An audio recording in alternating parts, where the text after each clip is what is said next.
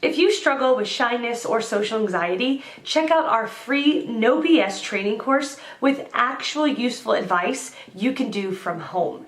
None of that just get out there nonsense. The link is in the description below. For now, let's get to today's question.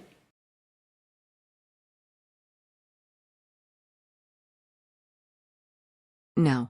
Sorry, but no one group of people is always nice. Including the very nice people. I'm a very nice person. I don't mean I'm awesome and I'm trying to save the world and donating millions to charities. Well, I don't have millions, but you get the idea. But I'm nice to everyone at first. I'm nice to everyone without exception. Until they do something that pisses me off. I'm not an angry person by default, but I'm confident, and I'm no pushover. The biggest mistake you can make about nice people is to think that they are timid, or that they are afraid to stand up for themselves. That's not the case. Nice people, who are nice by default, are nice until someone is rude / mean / selfish / backstabbing / etc. to them.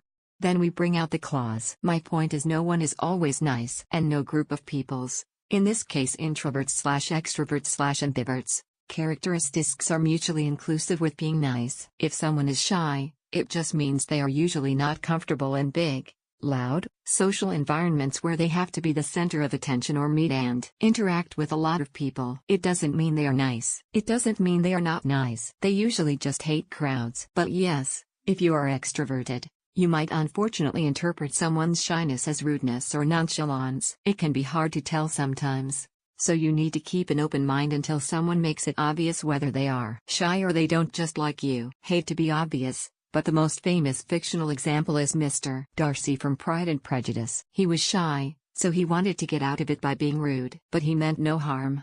So let's not group any two characteristics by generalization. We might be wrong. A lot. Heavens no.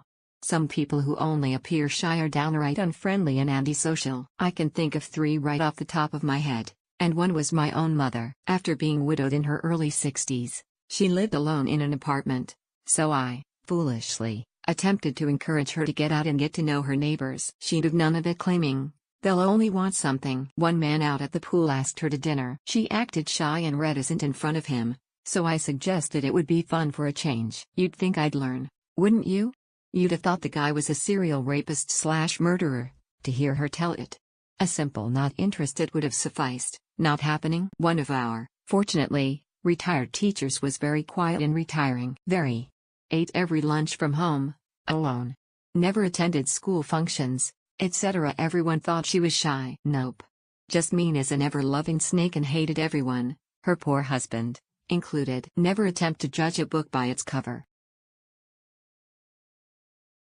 No one or groupies always anything. Shyness is partly a reactive, situational personality trait and partly genetic. There are the shy people where still waters run deep. My brother-in-law is extremely quiet and shy, but there will be a lull in the general social gregarious of our family and suddenly he will say the funniest or wisest thing of all and everyone is impressed. He is really a wonderful person and actually the pillar of the family that everyone can depend on. But, shyness is sometimes, maybe often, a kind of negative sensitivity, an insecurity and suspicion of others. I have known shy people who were not nice at all, and certainly we have heard stories of serial killers that fit this profile. Like all things, personality traits are person by person. Everyone is a universe of possible contradictions and possibilities.